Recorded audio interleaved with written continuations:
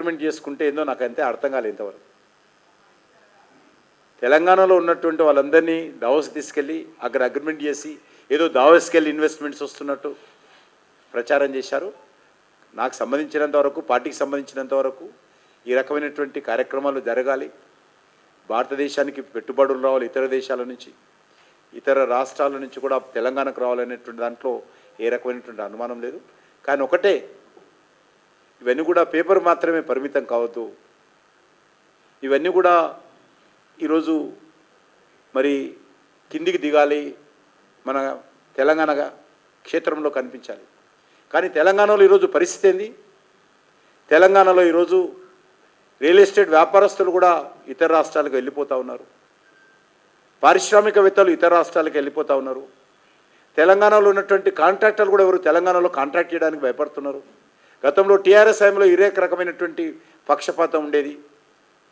ఈరోజు కాంగ్రెస్ పార్టీ వచ్చిన తర్వాత వాళ్ళు పక్షపాతం చేస్తే వీళ్ళు వేధింపులు చేస్తూ ఉన్నారు.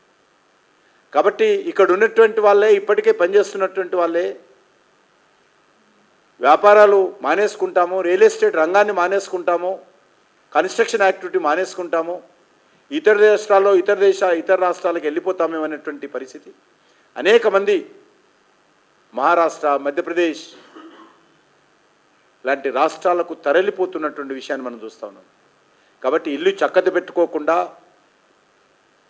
ఇక్కడ ఉన్నటువంటి పరిస్థితులను, ఇక్కడ జరుగుతున్నటువంటి పొరపాట్లను సరిదిద్దుకోకుండా, ఇక్కడ వేధింపులు ఆపకుండా మీరు ఇతర దేశాలకు వెళ్ళి పెట్టుబడులు తీసుకొస్తున్నామంటే అది మంచి ఫలితాలు రావనేది నా అనుమానం. కాబట్టి ముందుగా నేను ముఖ్యమంత్రికి కోరేది ఒకటే, ఇక్కడ ఎవరైతే రియల్టర్స్ కావచ్చు, ఇండస్ట్రియలిస్టులు కావచ్చు, వ్యాపారవేత్తలు కావచ్చు, అందరూ ఎందుకు మీ ప్రభుత్వం మీద విసిగెత్తిపోయారు? మీరు ఎందుకు వాళ్ళని వేధిస్తూ ఉన్నారు?